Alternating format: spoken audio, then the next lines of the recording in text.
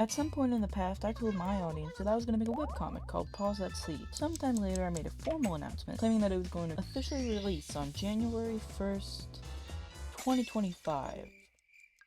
So clearly that's not happening. But the question now is, why, Rose? Why did your comic fail so badly? Well, the good news is, I have identified 6 fatal flaws I made when writing and drawing this comic. And now, in this video, I get to tell you all about them. My name is Rose, and today, we'll be dissecting my old comic to see where exactly I went wrong. Mistake number 1. Not giving myself any time. Do you want to know when I first announced Pause That Seed's, quote, release date? According to YouTube, that would be on December 18th, 2024. Usually, when the release date is so close to the announcement like that, you would assume a whole bunch of the pages would be already done. Right? You would assume that I would have a buffer of some kind. Right?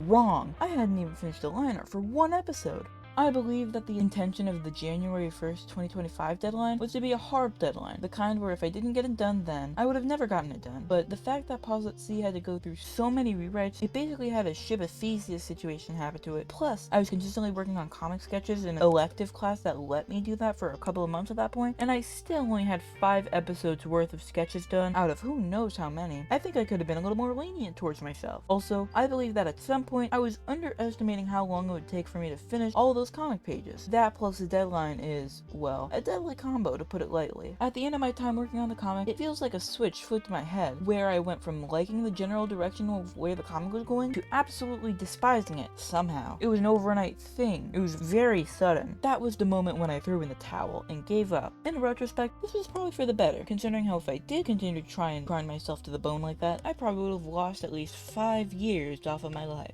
So, how do you hope to not make the same mistake? Well, for starters, you probably shouldn't put such a tight deadline on yourself so early in the process, while you're only just sketching. If the deadline's too close, then there's not even a chance you'll be able to finish it on time, and you get discouraged, or worse, burnt out. But if the deadline's too far away, you might overestimate how much time you have and either forget about it or leave everything until the last minute. This is coming from a beginner's perspective. I'm personally someone who's never published a comic like this before, but if I were to try again, here's how I would manage my time and figure out my deadline. To fix this, I would try starting by completing individual pages or episodes one at a time, so you get a better idea of how long it'll take just to complete one, and then build a schedule based on that, so you get a better idea of how long it'll take you to complete just one.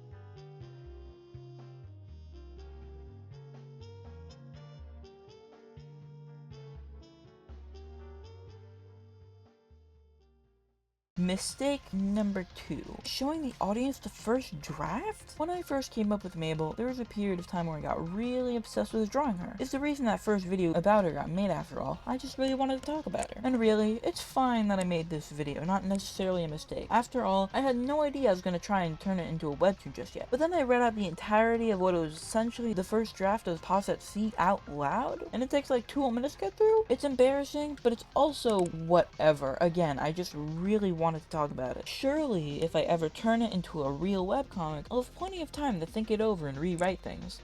Right? You want to know what happens literally 3 months later? I announced that I'll start work on this webcomic, and the plot is basically unchanged. After 3 months, you would think that I would actually start thinking about it, right? But no. No, I did not. And I just cannot stop talking about it. I'm talking way too much about it for what is supposed to be sort of teaser trailer sort of thing. And I'm talking way too much, especially for someone who has written exactly 0 comic pages. I don't even think the sketches even get to the stuff I was talking about in that video. I'd have to rewatch to make sure though. Literally who did I think I was? Did I even know what a draft was? Did I even know that I was actually supposed to write my webcomic? So, how do you avoid this? Well, this one's pretty simple. It's called don't talk about it before you're done writing it. Not publicly anyway. I was just saying like things that were like supposed to happen in a place where probably everyone who's interested in the story could hear about it, which like that was things I was trying to get to that I don't even get to. Crazy.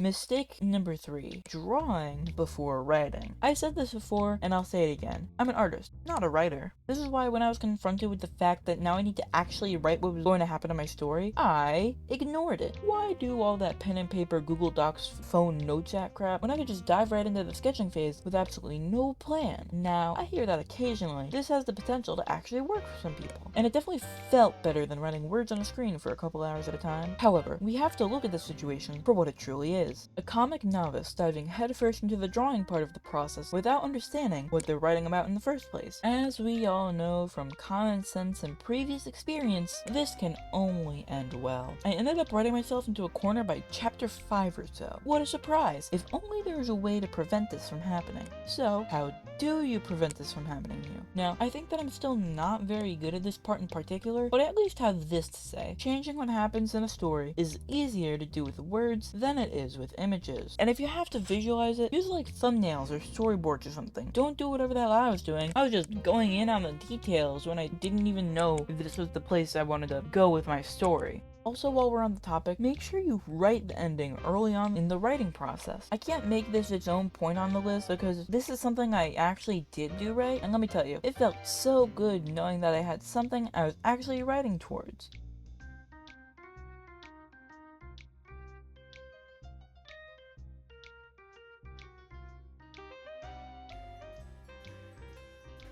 Mistake number 4, convoluted plot. So you know how everyone says to start small when it comes to comics? If you're in the webcomic tutorial space, you've 100% heard that one before. The problem is, I had no idea what start small was actually supposed to mean. I'm pretty sure in my first video on the topic, I said myself that this is my least complicated story so far. And yet, there was, quote, approximately 60 whole chapters split into 4 parts, an estimated 6 to 10 locations depending on what you count as a location, and so many plot holes the comic could practically be used as a salt shaker. And yet a year later, I couldn't tell you anything about what the plot was supposed to be. You know, this can partially be blamed on me having no outline. If I had actually written out what was going to happen, even if it was only a little bit, I would be able to see how fast the plot was ballooning in size and probably cut some stuff out. So, all of this begs the question, if what I did's not starting small, then what is? This is a conversation topic that came up in a Discord server I'm in, and after a bit of discussion, someone said like, something to the effect of something that could fit in a social media post, and I was like, oh, that makes sense now. In hindsight, it's kind of funny seeing myself say, yeah guys, don't worry, I'm starting small. Anyways, 60 episodes. I thought a comic had to be this whole big elaborate thing, but really, it can be as small as like a single page if you do it right.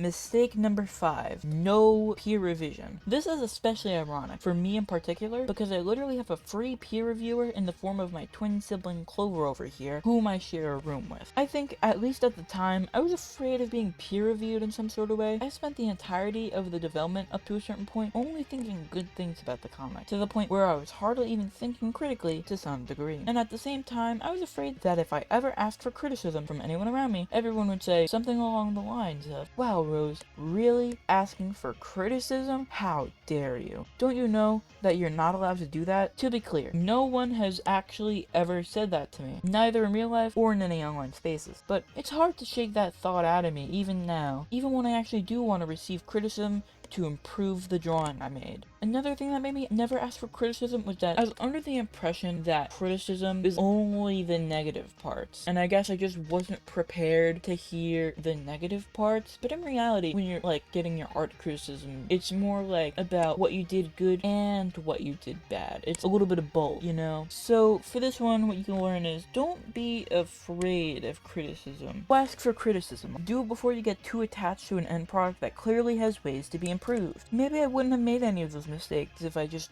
asked for some advice from the people around me.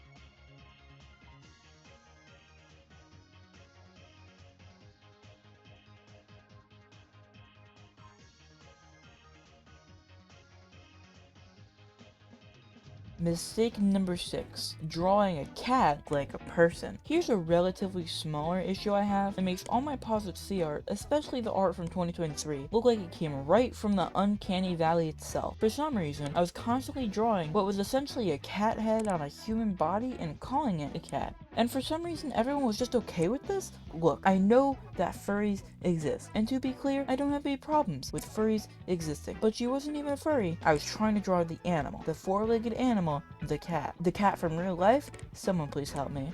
Now, I think if anyone ever told me this while I was still drawing it in 2023, my response would have been something along the lines of, I don't really know how to draw a cat, so this is the next best thing. If I would even be that coherent, that is. Number 1, not true. Number 2, I could have at least tried to make it more chibi-fied instead of whatever that is. And you know, that is what I did in the 2025 versions. And to be fair, every iteration of Mabel's design has been more and more chibi-fied to the point where the way I draw her in 2026, she's no longer in the uncanny valley. She's moved out. But like, the early art, man.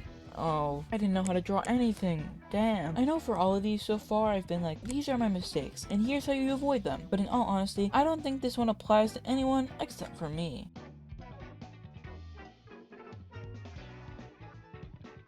Thanks for watching. If you like this video, you can let me know by liking the video and subscribing to my channel. If you want to know what I'm doing outside of YouTube, Blue Sky's your best bet for that. I like posting and commenting and drawing on there and stuff, you know? I don't really have anything else to say. This has been Rose, and goodbye forever.